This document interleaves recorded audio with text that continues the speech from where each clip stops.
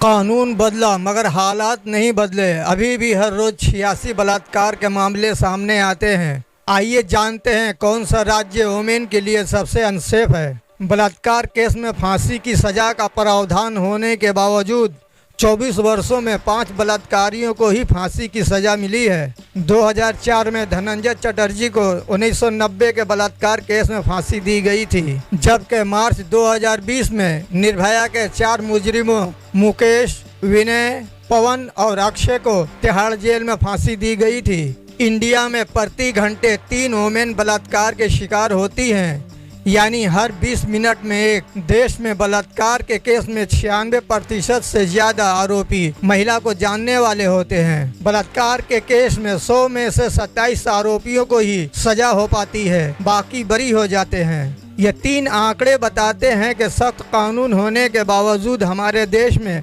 बलात्कार के मामले में ना तो कमी आ रही है और ना ही सजा की दर यानी कॉन्विक्शन रेट बढ़ रहा है। राम रहीम हो या आसाराम जैसे बलात्कारियों का आज भी जेल से बाहर आना जारी है। पेरूल के नाम पे ऐसे बलात्कारी जेल में कम और ज्यादातर दिन बाहर ही रहते हैं। कहने को तो कानून सबके लिए बराबर है, मगर ये सब देखकर लगता है ये केवल किताबों में ही अच्छे लगते हैं, मगर जमीनी हकीकत कुछ और है। अगर बलात्कारी किसी रूलिंग सियासी पार्टी से जुड़ा है तो इस पर कानून भी मेहरबान नजर आता है। हाल ही में BHU परिसर में छात्रा से सामूहिक बलात्कार के आरोपी जमानत मिलने के बाद कुणाल को 3 अगस्त और आनंद को 29 अगस्त को रिहा कर दिया गया। ये दोनों आरोपी BJP IT सेल से ताल्लुक रखते हैं। ऐसे में बलात्कारियों का हौसला बुलंद हो रहा है और कानून से आम जनता का भरोसा कम हो रहा है, जो समाज और देश के लिए बेहद चिंताजनक है। और कोलकाता के संदीप घोष और संजय राय की बात करें तो अगर ये लोग आम लोग होते, किसी सियासी पार्टी से इनका जुड़ाव नहीं होता,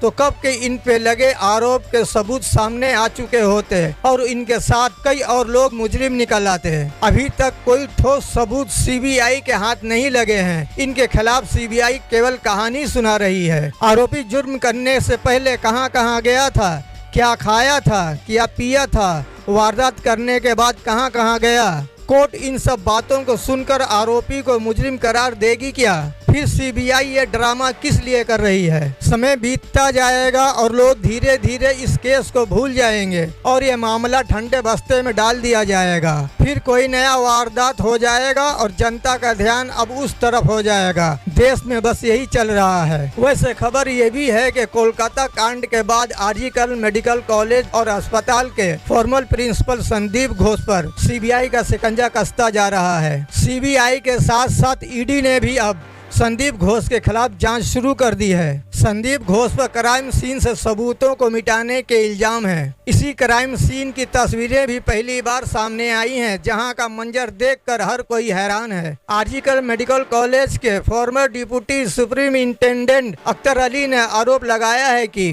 वर्ष 2000 से 2023 तक और मेडिकल कॉलेज के फॉर्मर प्रिंसिपल संदीप घोष के कार्यकाल में अस्पताल में लगातार फाइनेंशियल इरेगुलरिटीज और अवैध गतिविधियां देखी गईं। अख्तर अली ने दावा किया कि इन्होंने पुलिस में शिकायत दर्ज कराई है और दस्तावेजी सबूत भी पेश किए हैं। तो दोस्तों, इसके लेकर आपकी क्या राय है, कमेंट बॉक्स में लिखें। धन्यवाद।